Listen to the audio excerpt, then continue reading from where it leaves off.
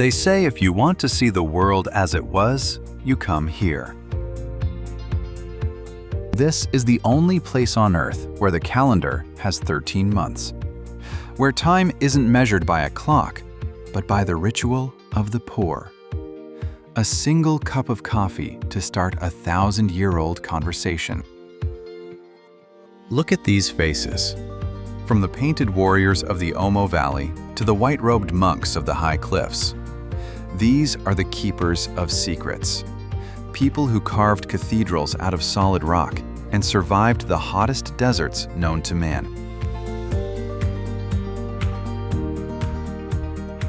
In Ethiopia, the past isn't a memory. It's a living, breathing thing. It's in the red dust of the highlands and the rhythm of the drums. You aren't just visiting a country. You are stepping back into the beginning of us all.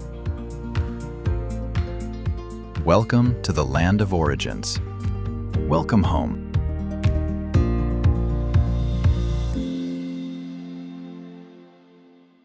The Omo Valley, where time stands still.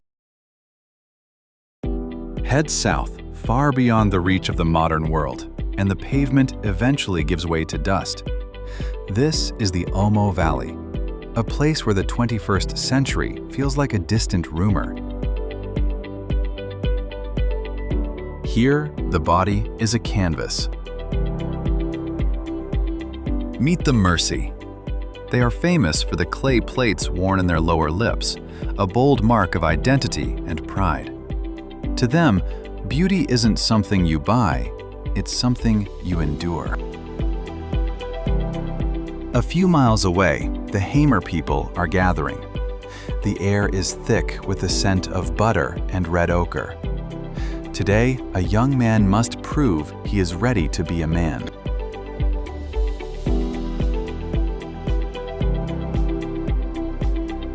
The ritual is called the bull jumping. He stands naked before his tribe. In front of him, a row of cattle is held tight. To earn his place among the elders, he must run across their backs 4 times without falling. If he succeeds, he is a man. If he fails, he remains a boy in the eyes of his people. Life here is raw. It's a constant dance between tradition and survival. They don't have much by our standards, but they have a sense of belonging that the rest of the world has forgotten.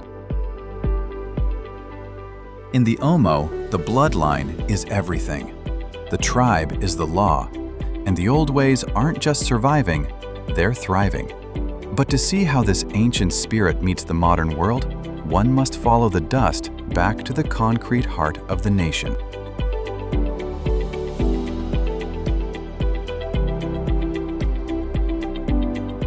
Addis Ababa, the rhythm of the bean.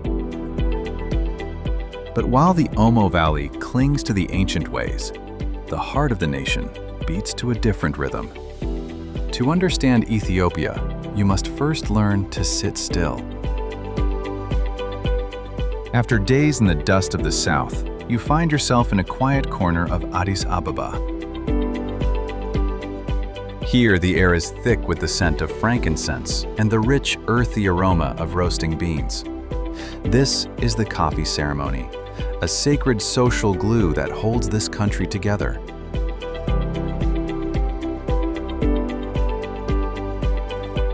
Step into any home, and the process is a slow-motion art form. The woman of the house roasts the green beans over hot coals until they shine like obsidian. She crushes them by hand, then brews the dark liquid in a clay pot called a hyena. But don't expect a quick caffeine fix. This is a 3-round affair. The first cup is for the spirit, the second for the gossip, and the third is a final blessing for the house. In this circle, time stops. Whether you are a scholar or a laborer, you sit, you talk, you wait.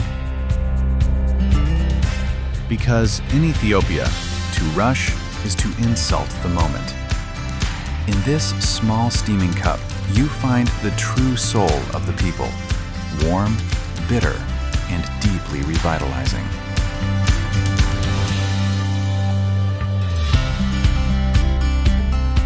Harar, the city of peace and predators. Moving east, away from the bustling capital, the landscape transforms into rugged hills until you reach the walled city of Harar.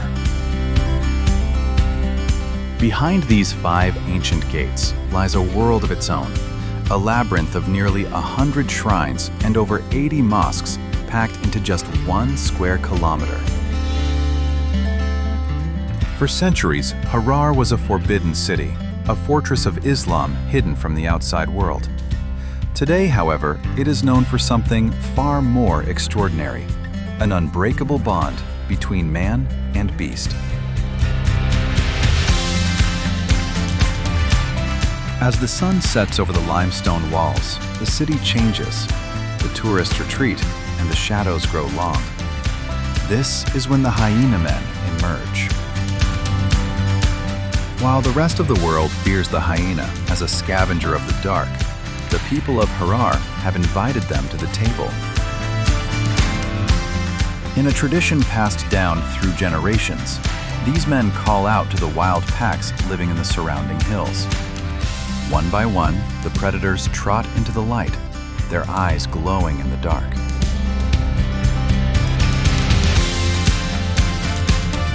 Instead of recoiling in fear, the hyena man sits among them. He feeds them scraps of meat by hand, sometimes even holding a stick in his teeth to offer a bite. It is a chilling, beautiful display of trust. Consequently, the hyenas have become the city's unofficial night watchmen. They roam the narrow alleys, cleaning the streets and, according to local legend, warding off evil spirits. Despite the jagged teeth and the haunting laughs echoing through the night, there is a profound sense of peace here. Harar proves that even the fiercest parts of nature can be tamed by a little bit of food and a lot of history. In this city, the walls aren't there to keep the wild out. They are there to bring it home.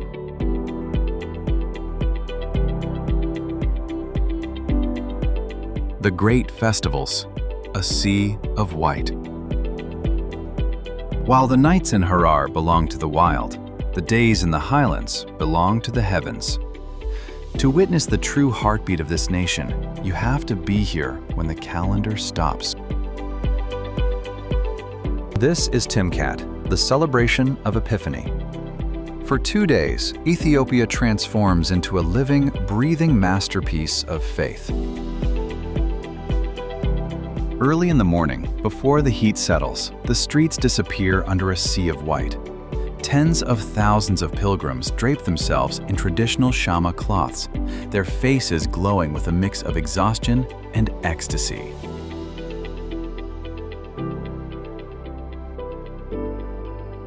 Then, the center of the world shifts. The priests emerge, carrying the tabots, sacred replicas of the Ark of the Covenant. They are wrapped in rich, embroidered silks and shielded by ceremonial umbrellas that clash beautifully against the white-robed crowd. But don't mistake this for a somber ritual. It is an explosion of pure joy. You'll hear the rhythmic thumping of the kebero drums and the haunting chime of the sistrum. The clergy begins to dance, a synchronized movement that has remained unchanged for centuries.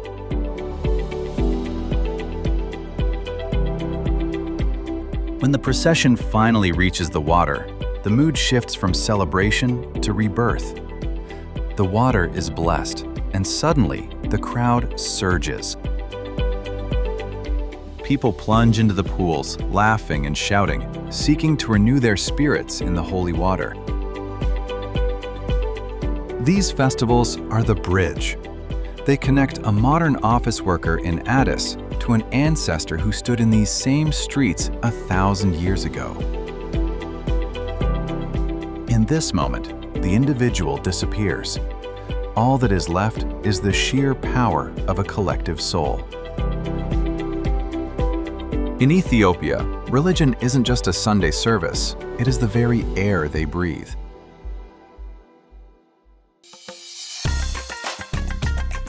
Lalibela, the Jerusalem of the cliffs. Leaving the festival crowds behind, we head deeper into the rugged northern mountains. Here, hidden among the peaks, lies a place that defies logic. This is Lalibela. At first, you see nothing but red volcanic rock.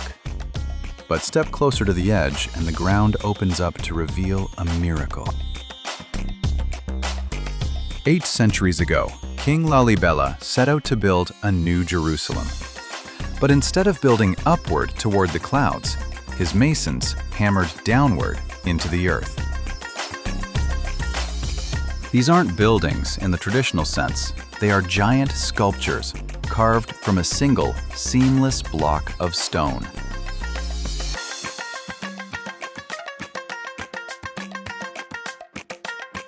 The crown jewel is the Church of St. George. From above, it's a perfect cross carved deep into the bedrock. No bricks, no mortar, no room for error. One wrong strike of the chisel, and the entire sanctuary would have been lost. As you descend the narrow stone trenches, the temperature drops. The air grows heavy with the scent of ancient parchment and beeswax candles. In the dim light, you'll see the shadows of monks who have called these stone tunnels home for decades.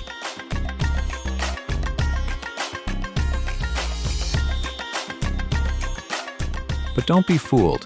These aren't cold monuments for tourists. They are living temples. You'll find pilgrims kissing the worn walls, their whispers echoing through the hollowed-out stone. Lalibela is a testament to what the human spirit can do when fueled by a vision. It is a place where the earth meets the divine in the silence of the rock. It reminds us that sometimes, to reach the heavens, you first have to go deep into the earth.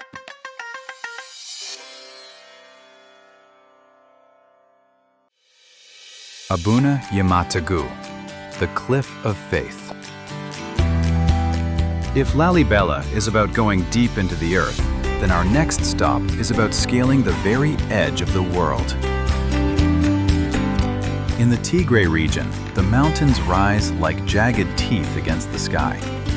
Somewhere up there, hidden in a crack of a vertical sandstone pillar, sits Abuna Yemata Guh. It is arguably the most inaccessible place of worship on the planet. There are no stairs. There are no handrails. To reach the entrance, you must take off your shoes and climb a sheer 200-foot rock face with nothing but your bare hands and feet. One slip, and there is no safety net, only the thin mountain air. However, for the local people, this isn't a stunt. It's a weekly commute.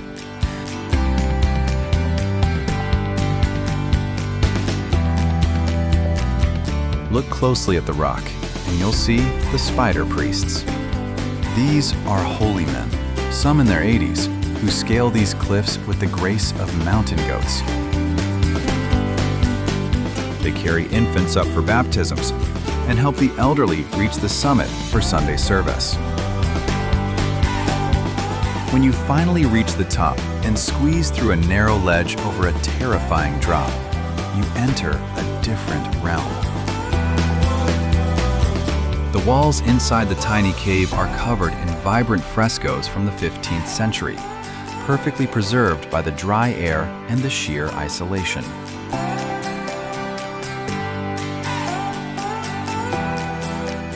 Consequently, the silence up here is heavy. It is a place where the noise of the world cannot reach you. The priest will tell you that they climb not to escape life, but to be closer to God. In Abuna Yemata Guh, faith isn't just a feeling, it is a physical act of courage. It proves that for these people, the higher the mountain, the stronger the spirit.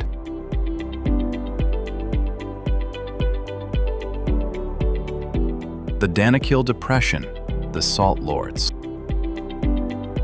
From the dizzying heights of the Tigray cliffs, we plunge into a world that feels like the end of the earth. This is the Danakil Depression. It is one of the hottest, lowest, and most inhospitable places on the planet.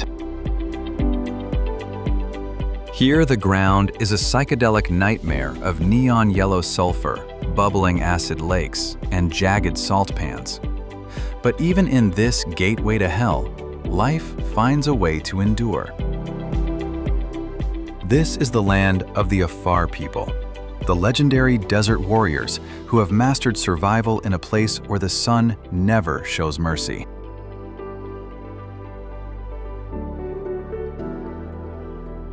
For centuries, the Afar have been the guardians of Ethiopia's white gold. Every day, under a sky that can reach 120 degrees, hundreds of men labor in the blinding white salt flats. There are no machines here. They use nothing but wooden sticks and iron bars to pry massive slabs of salt from the earth, just as their ancestors did 1,000 years ago. However, the real spectacle begins when the work is done.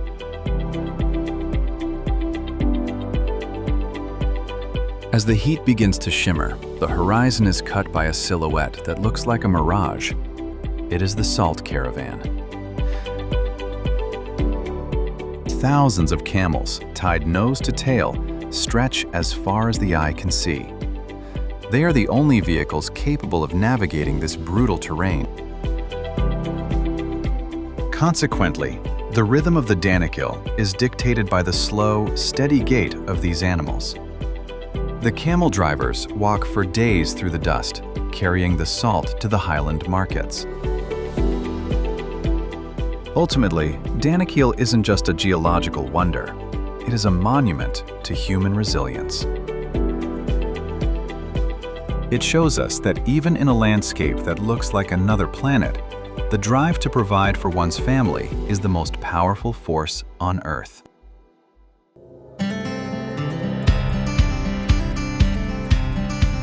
Merkato, the heartbeat of the hustle. After the brutal, sun-scorched silence of the Danakil Desert, the sheer roar of the city hits you like a physical force. We return to the capital, but the quiet coffee houses are a world away. This is the Merkato.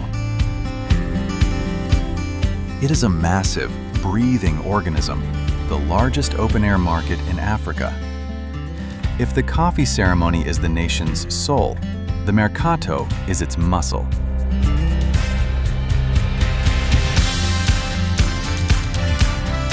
There is no map for this chaos.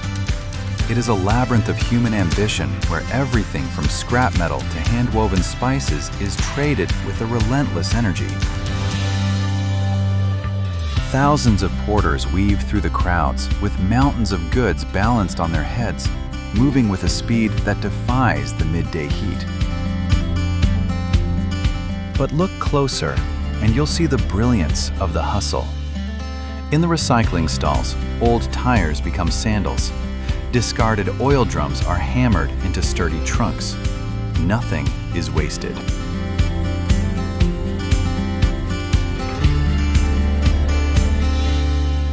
There is no silence here.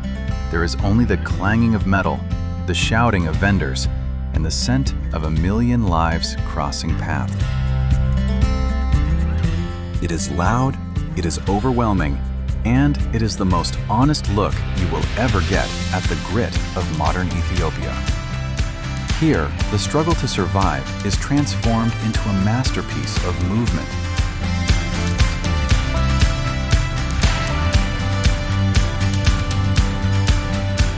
The Simien Mountains, among the clouds. When the noise of the Merkato becomes too much, there is only one place to go: up. Welcome to the Simien Mountains, the roof of Africa. This is a world of jagged peaks and 1,000-foot drops, where the air is thin and the silence is absolute. It is a landscape so dramatic it looks like it was designed by a giant. But we aren't just here for the views. We're here to meet the neighbors.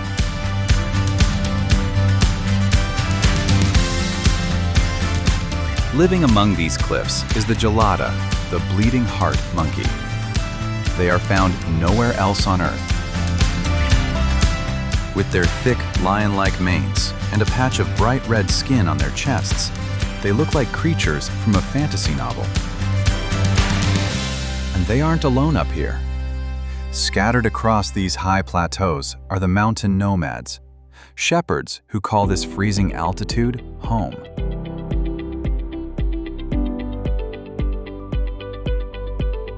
Life is a lesson in simplicity.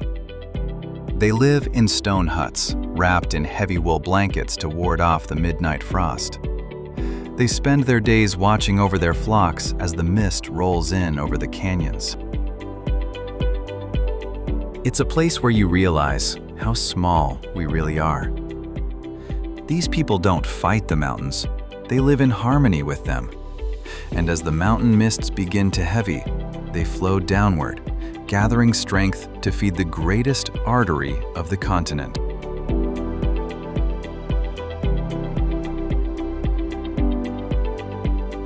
The Blue Nile, the source of all things. That mist eventually becomes a roar. Deep in the heart of the highlands, the earth gives way to a force of nature that has shaped civilizations for millennia: the Blue Nile. To the people here, this is Disbelieve, the Great Smoke. As you approach the falls, the ground starts to tremble. Suddenly, the river plunges over a massive cliff, exploding into a wall of white mist and rainbows. It is a thunderous reminder of the raw power hidden within this landscape. But the Nile is more than just a spectacular view. It is the lifeblood of a nation. From these misty heights, the water begins a 3,000-mile journey to meet the desert sands of the north.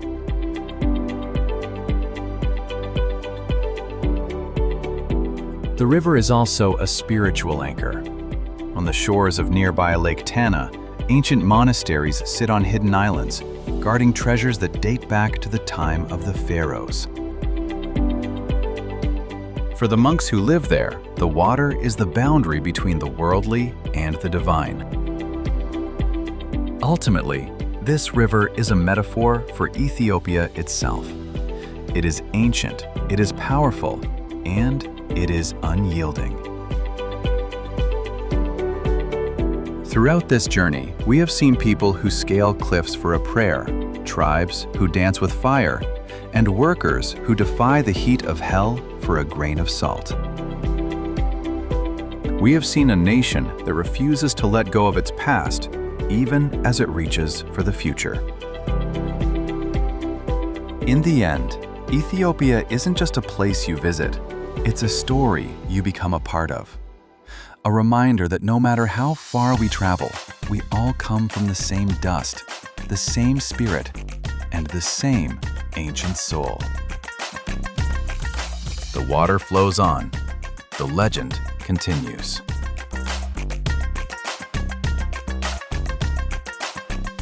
Conclusion: the eternal echo. As the mist from the Blue Nile fades, you realize that Ethiopia is not just a destination. It is a profound encounter with the human spirit. We have traveled from the raw, ancestral traditions of the Omo Valley to the defiant, sky-high faith of the Tigray cliffs.